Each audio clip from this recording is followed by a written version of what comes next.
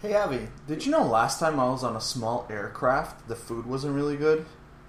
Oh, yeah, I was there. Remember, it was a little plane. What is up, you guys? You're watching Bananas for the World, and today we have an amazing topic for you guys: how to save money. Now, Mick and I are pros when it comes to saving money because we make our budget stretch as long as possible, and we're always super cheap when it comes to travel. But we do make our money last as long as possible with these few tips that we're going to share with you guys today. So check it out. Alright, so tip number 1 is walking tours. We love walking tours. Not only are they full of information, they're just great to be able to see everything in the area and learn facts that you probably wouldn't have gathered elsewhere. But they're typically free, and the way they work is at the end of the tour, you give the tour guide a tip that you feel he or she deserved for the work they've done. Usually they're approximately like an hour or an hour and a half, and again, just full of useful facts, the sights you get to see. You know, it's just the stuff you don't find online. It's basically like taking a tour, but you're taking a really inexpensive tour. And a lot of times they're run by students or like local people that love their city and they kind of want to show you all of their favorite spots. You also get to meet other travelers that way, so it's a really great experience. So to find a free walking tour in the city that you're visiting, all you have to do is just go onto Google and Google, let's say, Tokyo free walking tour, and a whole bunch will pop up. Sometimes you have to make reservations in advance. Other times you just literally show up to that spot at that time and you get a free walking tour. Yeah, just make sure you really do your research because some of them only run on certain days of the week. So this might be something you want to look into before you actually get to your destination to make sure you're there for the time of that walking tour. Tip number 2. So what we love to do to save a lot of money is to cook at home. We have a couple of ideas generally of what we do: pasta or rice, very simple things that we can cook in our Airbnb so that we don't have to spend a whole bunch of money on restaurants 3 times a day. Yeah. It's also very helpful to get things for breakfast like cereals and milk, and just to pump you up some fruits, some bananas, to get you going through the day so you're not spending too much money on food.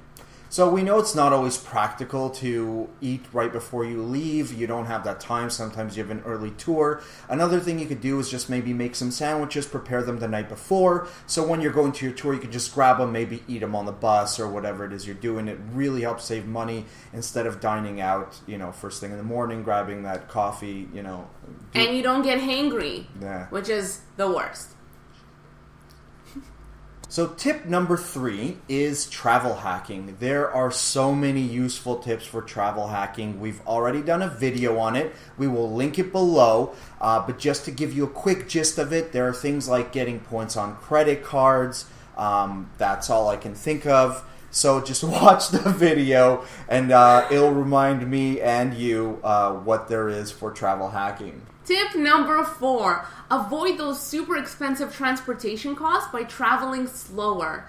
By staying in one place for a little bit longer, you can cut down on those flight expenses and those transportation expenses, and you can cut down on your living expenses. Because when you're booking, let's say, an Airbnb for a week, you can actually get a discount instead of booking it for 3 days. And that way you can prolong your travel a little bit longer, get to know the area, buy some more groceries as well so you can cook at home. Yep. And save more money that way. It really helps you absorb yourself into that culture too. When you're moving around too much or too quickly, you really only, if you have a couple of days to explore that city, you don't really get the feel for that city the same way as when you slow it down and really take at least a week there, right? And why not travel longer? Tip number 5, walk more frequently. For us, when we started traveling, walking was a huge obstacle. We were not used to walking for long periods of time, but as we continued doing it, we really got better and better at it.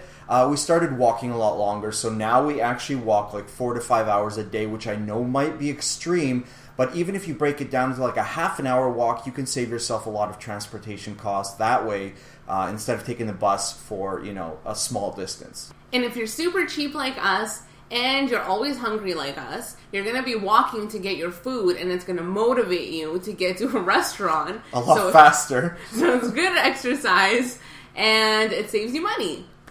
Tip number 6, plan your flights ahead of time. So if you see in our video link down below on how to plan on a budget, you'll see that we often use Skyscanner to plan our flights. So let's say you're in Singapore and you are looking for the next destination to go to. You can go to Skyscanner and go to show flights everywhere. So you can see the cheapest flights from Singapore. So you can actually plan your flights that way so you are getting the cheapest flights and you can see a lot more places. Also keep in mind that you don't want to be flying from, let's say, Singapore to Japan. Maybe do it a little bit slower, going from Singapore to Malaysia, to Thailand, and slowly working your way up north. That way your flights are a lot cheaper and you get to see a lot more places. Tip number 7. Tip number 7. Try to find accommodations closer to the things that you want to see.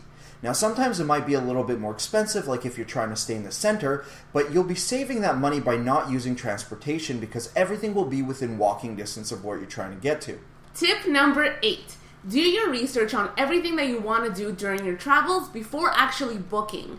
Find all the museums, all the tours, all the Airbnbs and the flights, and actually book them way in advance. When you're booking them in advance, a lot of times you're going to get extra discounts on it, versus actually waiting until the last minute when all the prices are going up and the flights are more expensive and the tours are more expensive for last minute deals. So that's it, guys. That's all for today. I really hope that you learned something new.